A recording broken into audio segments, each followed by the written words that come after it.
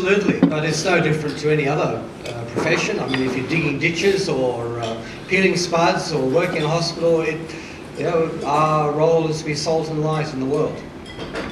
Right, very good. I know that Mars is probably more than just strong winds, extreme cold and red dust flying around everywhere, because that just describes outback Australia. So I'll hand over to John.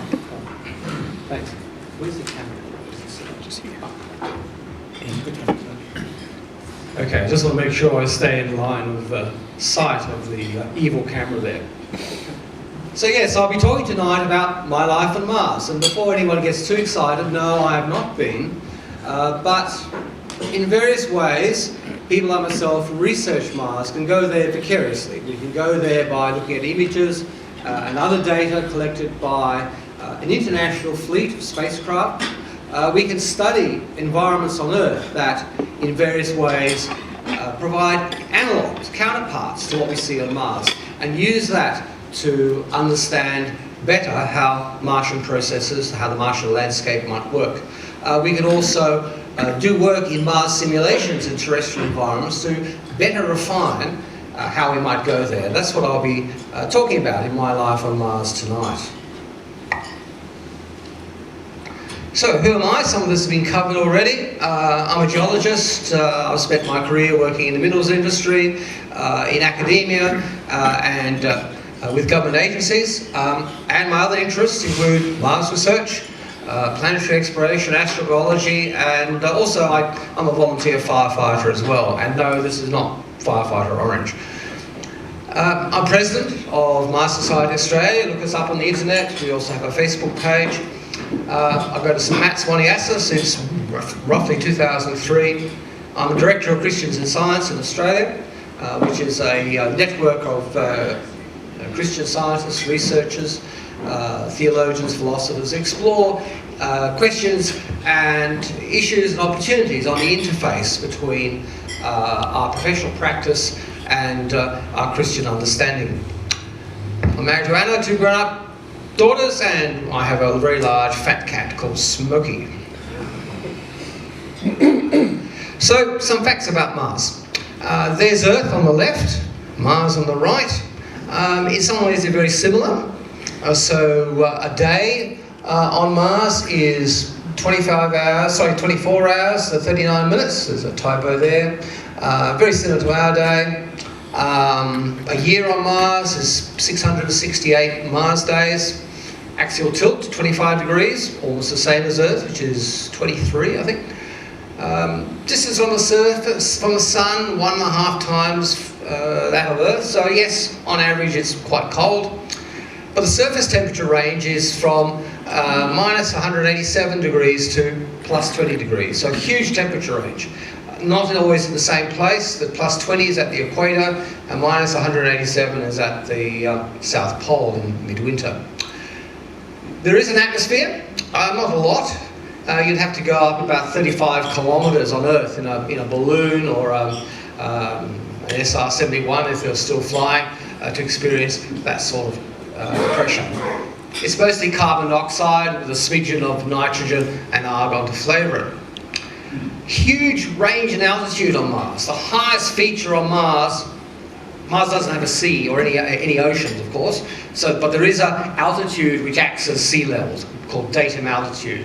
And the highest mountains are 27 kilometres high above that, and the deepest parts are about 12 kilometres below that. So there's an enormous altitude range. Other parts of Mars are incredibly flat, a bit like Central Australia. It's a lot smaller than Earth, about half the diameter. But because it doesn't have oceans, the surface area of Mars is about the same as the land area of Earth. So there's much territory to cover. And if you want to go there, there's an opportunity to go, a launch window that's known, every 26 months. Roughly every 2 years. Why is that? The planets are going to line up for you to sort of go from one to the other. So imagine you're on one truck in the slow lane, or in the fast lane, which is Earth, and you're overtaking a slow truck in the slow lane, that's Mars, and you've got to wait till they line up before you can jump from one to the other. Should you be so misguided as to try that? Why go to Mars? Well, everybody who works on Mars or thinks about Mars has their own reason for going. For me, well, here are my reasons. It's beautiful. This is Korolev Crater, up in the, near the Martian Arctic. Lovely red soil, red desert like on Mars, like on Earth. This is snow, winter snow, just starting to come, and a ice cap, a glacier, 2 kilometres thick in the centre of it, water ice. And that's, from memory, about 80 kilometres across. This is an orbital shot from the Mars Express spacecraft. Right, this is something that makes the juices, the mouths of every geologist water. These are layers of rock on the surface of Mars, as seen by another spacecraft, the Mars Global Surveyor. So each one of these layers is like the pages of a book. If a geologist like me or others in the room were put on a spacesuit, you could walk across these. They're about 10, 15 metres apart in stratigraphic thickness. You could read the history of Mars in these layers. There's a beautiful fault through here. There's some kind of truncation surface through there, another one over there. So there's a whole history, or a snippet of the history of the planet in these layers. And that would be a fantastic place to go as a geologist. Probably too rough to send a robotic rover. This is why we like to send people. Here's an unnamed crater on Mars, up the side of the crater. And there are these gully features coming off the side, and this layer of material plastered on the side, probably ice or ice-rich material. And these gullies, and which are coming down and sort of petering out, are probably carved by episodic flow of liquid water melting out of the ice. And then there's these ridges at the bottom of the slope below this feature, and they look very much like what geologists call a moraine, which is debris pushed up by glaciers as it flows downhill. And so here we would have at the end of the glacier, it's sort of retreated, and there's a little remnant of it. That's about half a kilometre across. So these are features that we could imagine seeing here. A glacier about the size of the one that made Blue Lake up around Kosciuszko. Here's a surface picture from in a crater called Gale Crater, the only Australian who has a feature named after him on Mars. He was a banker in Sydney in the early 20th century, a very keen amateur astronomer, and Gale Crater is named after him. The Curiosity rover landed here in 2012 and has been exploring there ever since. So this is a view, not from its landing site, but several kilometres away, looking across at the mountains, which are about 3 kilometres high on the rim of the crater. They're about 30 kilometres away. So yes, Mars is often dusty, as you can see, but it's still about as clear as a view across the rim develops. And you can see some stark sand dunes here. Curiosity again. Beautiful black sand dunes. Why are they black? Because they're made up of sand or volcanic rock, a kind of volcanic rock called basalt, blowing around in the Martian winds. And the rover was able to photograph them actually moving. So these are not fossil features, but active features. Mars is a geologically active planet, at least in part. Oh, by the way, they're called the Bagnall Dunes. Anyone know who Ralph Bagnall was? He was an amazing explorer in the mid-20th century. He was an army officer who studied geography. He was in the British Army. He went to Egypt, fell in love with the desert. He bought a model Ford with his friends out of their own money. In their leave, they would go out and travel hundreds, if not thousands of kilometres across the Sahara, mapping it out. And from that, he developed an interest in sand dunes and wrote the definitive textbook on sand dunes. So it's incredibly appropriate that these dunes are named after him. And that's a view the other way. This is Mount Sharp. It's 5 kilometres high. Actually, the base is the top is right over the other way. But there's these big mounds of rock which have been carved by winds. There's actually an old river channel that comes out through here. This was taken a few months ago, and the rover is sort of moving up here, and will eventually get into these big mounds of rock, which are hundreds of metres high, that contact between the light sandy material and the darker sort of olivey coloured material is about 2 kilometres in elevation. And over the next 5-10 years, the rover is going to be working its way up there, studying the layers of rock, reading the history of Mars from the layers. Like this one. This is another rover on Mars which ceased to work last year, year before, called Opportunity. And it's a view across another crater on Mars, about 20 kilometres, 22 kilometres across. There's the far rim and the rover's perched on this one. Late afternoon sun, long shadows, and you can just see the shadow of the rover sticking up its mast with the camera. And that's what you see. The camera is essentially about this high. If you go to Tidbinbilla, you will see a mock-up of the rover that's there. That's why I would go. It's a beautiful place. It's also a fascinating place. Mars will tell us a lot about not only the history of Mars, but the early history of the solar system as well. But how might we go? Well, if you were to lay all the 100-odd studies end to end, print them out, lay them end to end, we'd probably be halfway there. There's advantages and disadvantages to each of them. We've been designing spacecraft to go to Mars in the last 70 years. Here's one of them, called Mars Direct. You start off with a large rocket, about the size of a Saturn V, or the SLS being developed in the US at the moment, probably launching maybe next year or probably the year after. And it'll be carrying a large spacecraft weighing about 25 tonnes. And it consists of this sort of a coolie hat type heat shield. It has a Earth return vehicle, which is the trip home. There's no one on this mission. It's completely unmanned, uncrewed. And it would carry a range of equipment to support sending people there. And it would land on Mars, probably a combination of parachutes and retro rockets. And it'll sit on the surface of Mars for 18 months.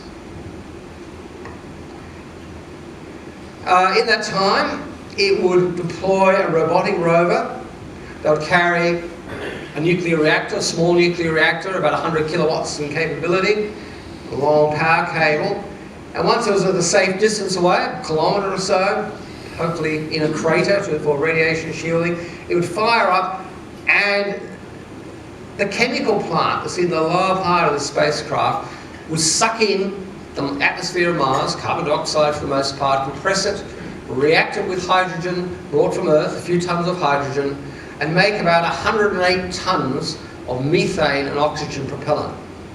So here's the thing, if you have to carry everything you need for the trip home to Mars, you start talking about spacecraft with 1,000 tonnes of mass in Earth orbit. But if you can make everything you need on the surface of Mars, suddenly the mass drops down to, say, 50 tonnes all up. There's a huge advantage to living off the land.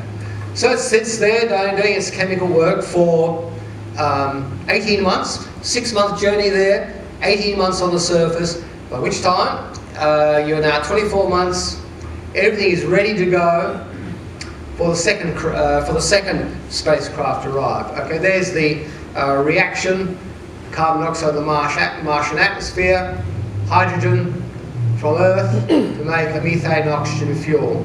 And for those who want to get a bit more chemically minded, there's a Sabatier reaction there that makes methane and water. The water is then split into hydrogen and oxygen. The hydrogen is recycled to work with the Martian atmosphere again until it's all consumed. And about 108 tonnes of propellant is what you need. So, 26 months after the first spacecraft leaves, the second one leaves. This time it's got a crew. There's a big tuna can on board, which is a habitat. It's got everything in there that the crew need to live on. Crew probably of 4 people, maybe 6, but most likely 4 in this case. There's 7 minutes of terror as it comes in through the Martian atmosphere at, say, about 8 kilometres a second. And in 7 minutes it slows down, hopefully, enough to land on the surface close to the Earth return vehicle. It'll stay on the surface for 18 months. The crew will be exploring the surface of Mars, and then they go to the Earth return vehicle and come home. How much exploring can you do in 18 months with a large 4-wheel drive or 6-wheel drive vehicle like that? Quite a lot. Back in 2015, there was a NASA conference which I gave a paper at on where would we land on Mars for the first mission. And there were 50-odd presentations, 50-odd suggestions, but this was the template. The landing site would be here, and with a large vehicle you could probably drive out to about 100 kilometres away from the landing station. So that's, what, here to Braidwood, a bit further. And you could visit many sites, many regions of interest. Each one of these ellipses is equivalent to the sort of area that even the most sophisticated robotic spacecraft can explore. So in your 18 months of exploration, you'd be able to do thousands of times more work, gather thousands of times more data than even the most sophisticated robotic mission. That's why we want to send people. Yeah, robots have their use. If you really want to explore a place, send astronauts. So there they are, on their way home. And eventually, over time, what you could do is you send a sequence of these missions. You could build up a permanent Mars station with habitation modules, laboratories for a larger number of people, and keep exploring in that 100-kilometre radius, or perhaps if you have multiple vehicles, going even further afield. So that's one way how you might go to Mars. I think a very good way of how you'd go. So now we come to what I do. Well, my life on Mars. This was me back in 2016. We did an expedition, Mars Society Australia, to Ladakh in far northwest corner of India, not far from Pakistan, not far from China, a high altitude cold desert. This is up at Kardung La Glacier, 5,400 metres up. So air pressure is about half what it is at sea level. So that was an interesting experience.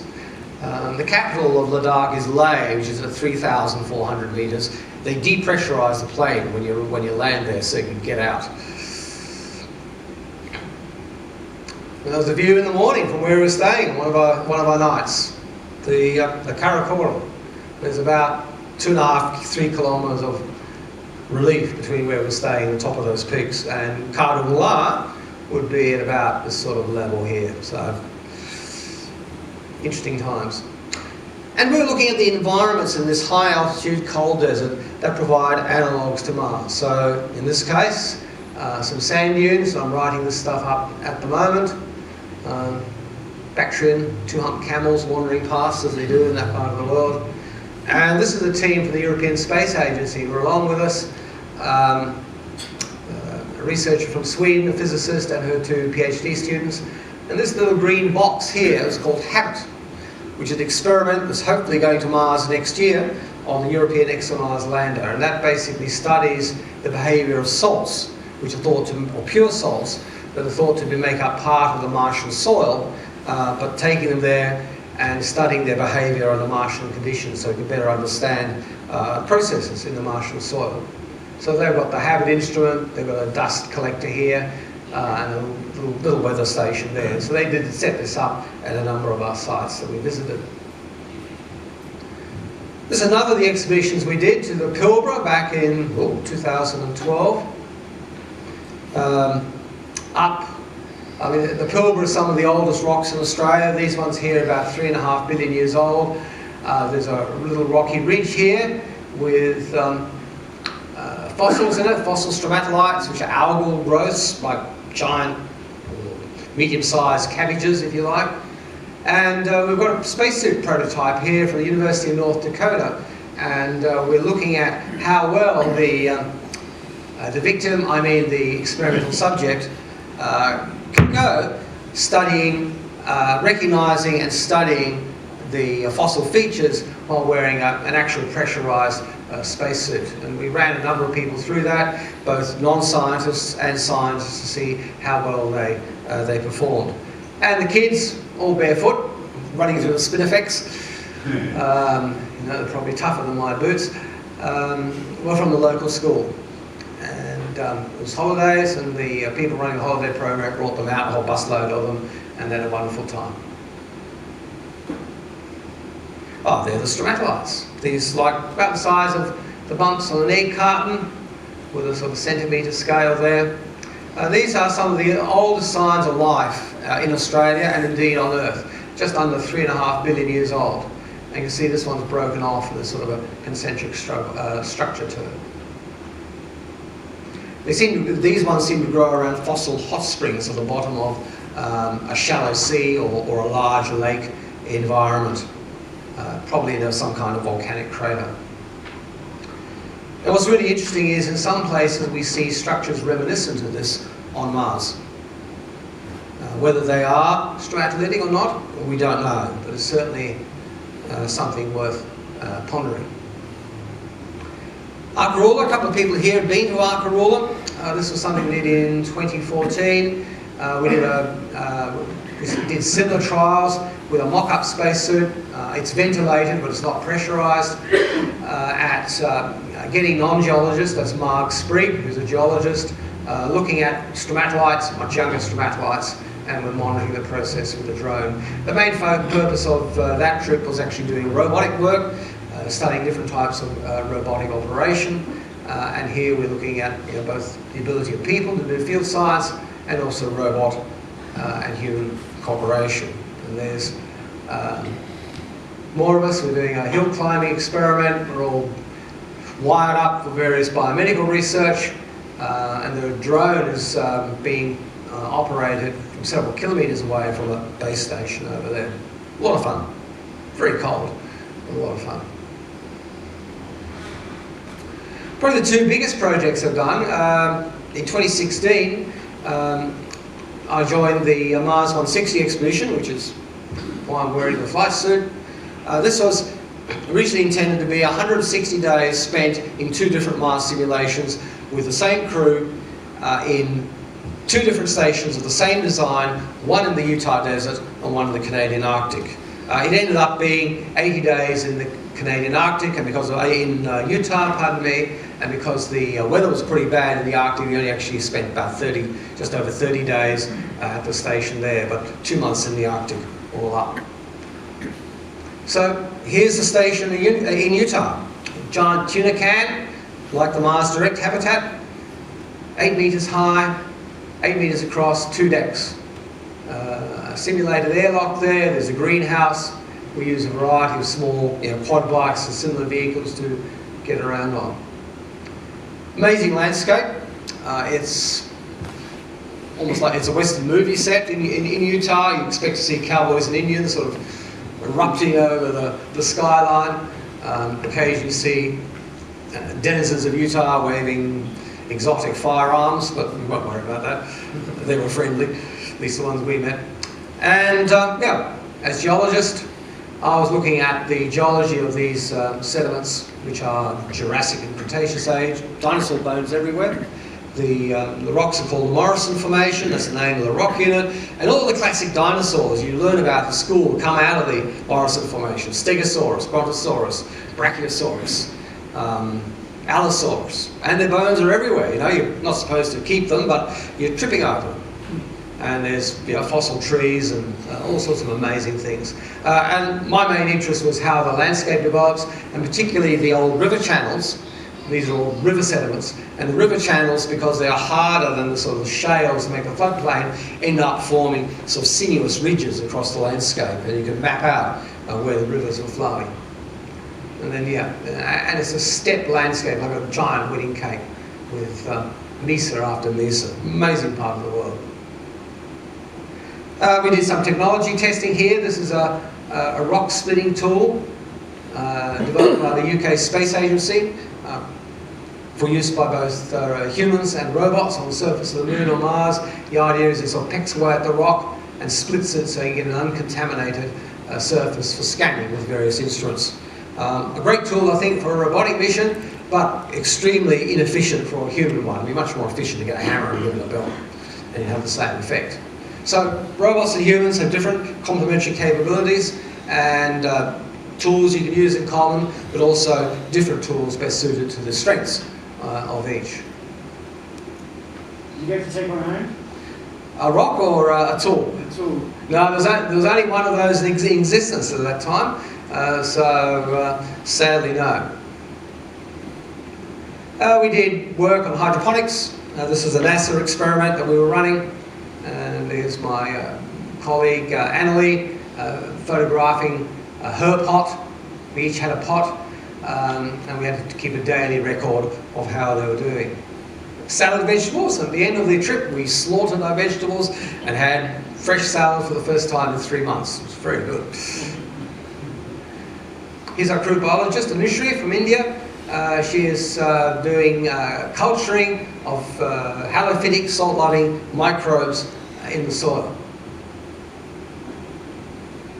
There's Annalie again, doing a psychological test for the Institute of Biomedical Problems in Moscow, which is probably the world leader in human factors in spaceflight. And we're doing several tests for a researcher at IBMP, and indeed one of our crew members was actually from IBMP. Well, that was 2016. 2017, we went to the Arctic. Nearly all of us who were in Utah went to the Arctic, and went to a place called Devon Island. It's actually on the map up there, on the back, very conveniently, right there. 75 degrees north, 2/3 the size of Tasmania, the largest uninhabited island in the world. And there's a tuna can station there, and you fly in there. There's no runway, you just land on a suitable flat piece of ground. There's huge sort of balloon tyres on the Twin Otter, and the crew just land there and throw everything out. You haven't lived until you've wrangled a quarter-ton quad bike out of the back of a Twin Otter. And then the plane flies off, and you're sitting there looking around and thinking, the possibilities are endless. So you drive over, you unpack the shotgun, and you drive over to the station. There's the overflight, there's the tuna can there, and you make rude comments about the last crew there, what a filthy state they left it in, and you get settled in and start the simulation.